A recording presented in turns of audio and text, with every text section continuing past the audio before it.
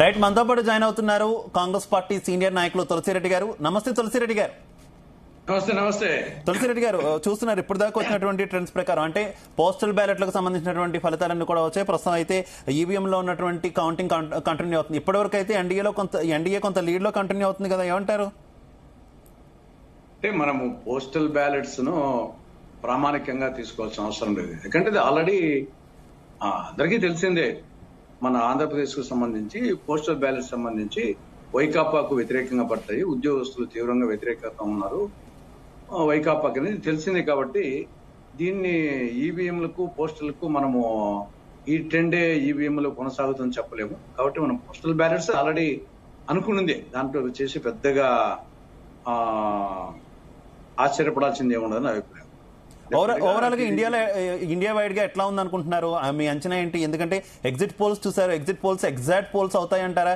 మీ India కూటమిలో నేతలంతా కూడా ఖండించారు కదా తీవ్రంగా. మీ పార్టీ అగ్రనేత రాహుల్ గాంధీ కూడా ఖండించారు కదా. ఇప్పుడు నా అభిప్రాయం ఏమంటే, ఎగ్జిట్ పోల్స్ సరే అనేకం చేయొచ్చు, కానీ ఎగ్జిట్ పోల్స్ అనే కాన్సెప్టే అంటే ఇప్పుడనే కాదు, ఏ పార్టీ వచ్చినా ఏ కూటమి వచ్చినా అది కాన్సెప్ట్ కరెక్ట్ కాదు. ఏమిటి ఎగ్జిట్ పోల్స్ అంటే ఓటరు పోలింగ్ స్టేషన్ లేకపోయి ఓటు వేసి బయటికి వచ్చేటప్పుడు, అంటే ఎగ్జిట్ అయ్యి వచ్చేటప్పుడు సర్వే వాళ్ళు వచ్చేసి నువ్వు ఎవరికి ఓటేశావు, ఏ పార్టీకి ఓటేశావు, ఏ గుర్తుకు ఓటేశావు అని అడిగితే ఆ వచ్చిన ఫలితం. కానీ నాకు తెలిసి 70% ఓటర్స్ వచ్చేసి ఎవరు చెప్పరు. పోలింగ్ స్టేషన్ నుండి బయటకు వచ్చేటప్పుడు 70% ఓటరు ఎవరికేసిన ఓటు అంటే ఎవరికోరికి వేసింటాలయ్యా నీకు ఎందుకు అంటారు. ఎందుకంటే ఎందుకు అనవసరంగా ఊర్లో గొడవలు ఎందుకు, తర్వాత డబ్బు తీసుకుంటారు. 2 పార్టీలు 3 పార్టీలు నా దగ్గర డబ్బు తీసుకుంటారు. నేను ఒకరికి వేసాను అంటే ఊరు వచ్చేసి అది తర్వాత ఎట్లా తెలుస్తుంది, మరి ఇబ్బంది అని చెప్పేసి న్యాచురల్ గా 70% ఓటర్స్ చెప్పరు.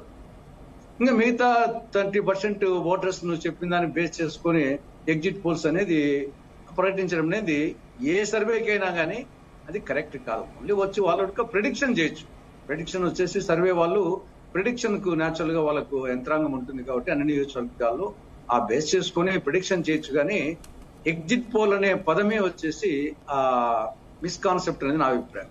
కాబట్టి దాని గురించి పెద్దగా ఎగ్జిట్ పోల్స్ గురించి మనము అందులో వేరియేషన్ ఉంటుంది, 30, 60 ఇట్లా. తర్వాత వచ్చేసి రకరకాల కొన్ని అనుకూలంగా, కొన్ని వ్యతిరేకంగా, కొన్ని అట్లా, కొన్ని ఇట్లా వస్తాయి.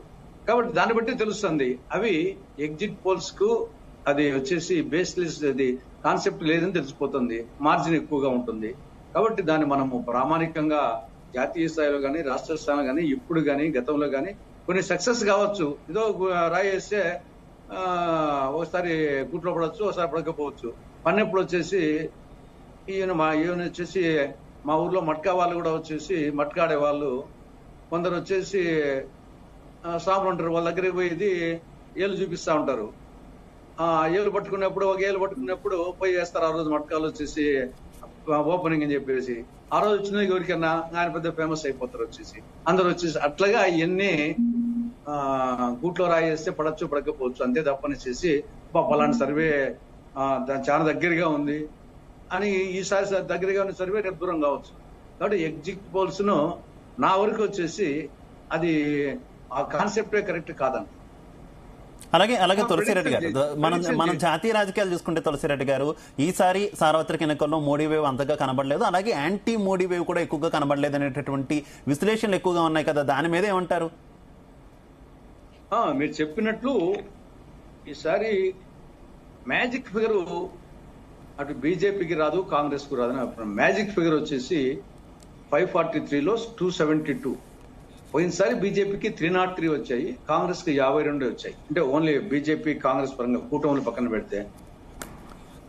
రైట్ తులసిరెడ్డి గారు, మళ్ళీ మీ దగ్గరకు వస్తాను. రైట్, దేశవ్యాప్తంగా ఒకసారి మనం చూసుకుంటే దేశవ్యాప్తంగా ప్రస్తుతం అయితే ఎన్డీఏ కూటమి ముందంజలో